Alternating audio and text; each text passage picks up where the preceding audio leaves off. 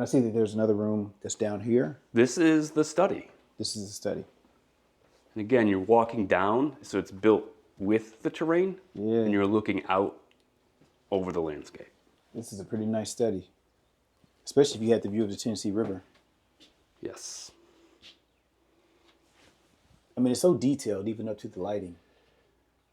That's a unique design that Frank Lloyd Wright put into every house he designed. So this is unique to the Rosenbaum House, this fretwork right here. Okay. And if you go specifically for this, if you go to other family. Frank Lloyd Wright designed homes, you'll see something similar designed for their homes. About how many homes, Frank Lloyd Wright homes, are there? I have no idea. There are a lot that are privately owned. There are many that are open to the public that you can view, but there are a lot more that are kind of privately owned that people are still living in and enjoying. And the Rosenbaums lived here and enjoyed this house. Stanley passed away in 1983, but Mildred lived here until about 2000. So there was only one owner of the house until it was purchased by the city of Florence around the year 2000. How much research did you have to do on the Rosenbaum home, on the Frank Lloyd Wright homes when you first got here, Florence?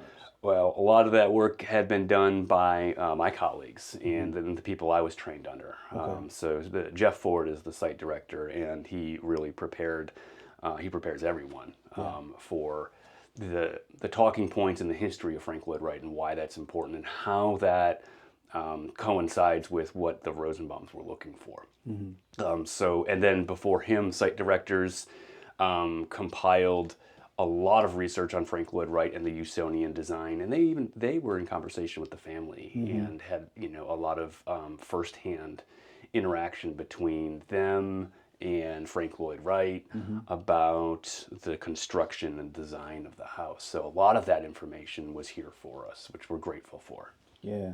I see that there's some books right here. Frank Lloyd Wright Letters to Architects and then to Apprentices. Where was Frank Lloyd Wright from? He was from Wisconsin, and he grew up in rural Wisconsin, and a lot of the inspiration of this natural landscape is attributed to his childhood growing up in rural spaces with a lot of natural setting and not an overly developed urban infrastructure that a lot of people are used to seeing. So you can see that influenced in his architecture.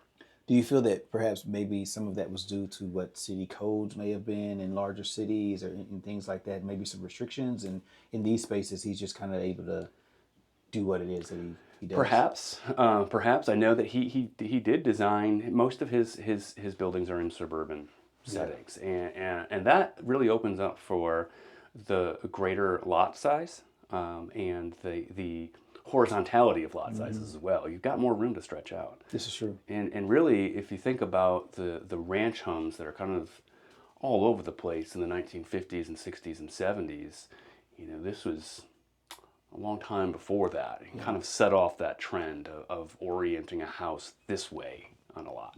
Gotcha. Yeah. All right, where are we going next?